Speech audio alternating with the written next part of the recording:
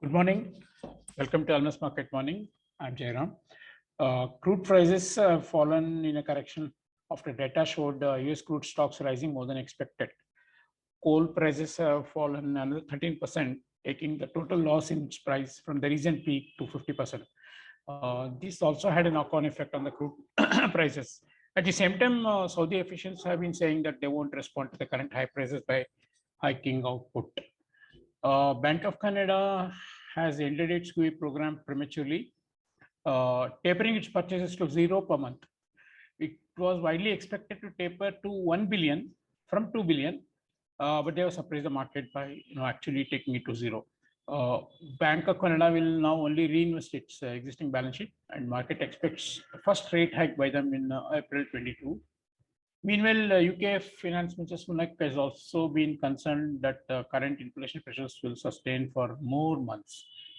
He said he has written to Bank of England to reiterate their mandate to pursue low and stable inflation. US Fed meets next week, where the start of tapering is most likely.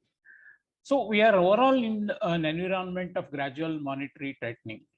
However, yield moves of 10 versus 2 is that 2 has been rising and 10 has been kind of falling across. So that's the yield curve has been flattening. This indicates that the medium term growth picture may be one of weakness, and at the same time, short-term price pressures may lead to one or two rate hikes. So actually, it doesn't look like we will be starting into a series of new monetary tightening cycle. In fact, US is releasing its GDP for Q3 today, and it's expected to come at 2.7% versus 6.7% last quarter. The resurgence in activity due to relaxations have been fading, and stimulus checks have ended. Germany is also cutting its forecast of GDP to 2.6% from 3.5%, uh, citing supply chain related issues. So, global medium term growth is somewhat benign, leading us to believe that rate hikes will be an adjustment and not a new series of monetary tightening. That should be reassuring for long term investors. Uh, Indian rupee should be helped by signs of good correction in crude prices, although we are seeing steady outflow from FIS, keeping the downside on the USD well protected. Above 75.20, we will see more exporter selling and market positioning for the expected large IPO related inflows. Expect a range of 74.90 and 75.25 for the day. Thank you. Okay, morning. This is Shikhar Garg filling in for Mr. Pankaj Rathi. And as rightly said by Mr. Jairam, we've had a lot of inflation discussions going on, and formerly who were calling it transitory are now taking a backseat. BOE has given signs of likely lifting of borrowing costs as soon as December.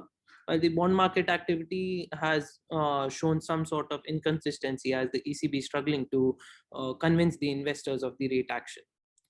The developed markets of New Zealand, Australia, and other nations, as Mr. Jairam Krishnamurthy has already mentioned, have started taking some sort of action against the rising inflation. But we've also seen the brunt in the emerging markets.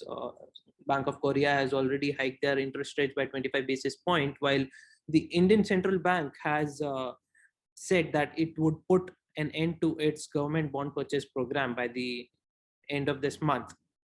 So these are, even if we say it's not so soon, but precursors of a change in the low rates regime that we are enjoying for a while.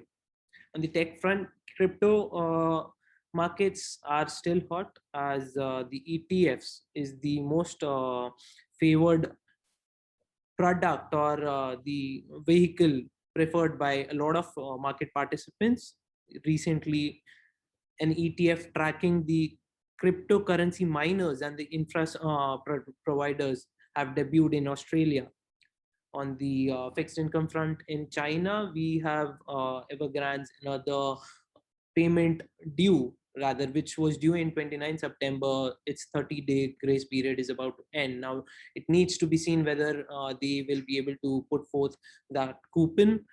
While this whole debt market continues to be in stress for China, the equity markets are enjoying a lot of steam from the international brokers, as the international brokers have put a favorable spot in China's equity markets. So all in all, there are interesting times ahead. But as we continue to watch these interesting times, we bid adieu for the time as we wrap today's commentary. Thanks.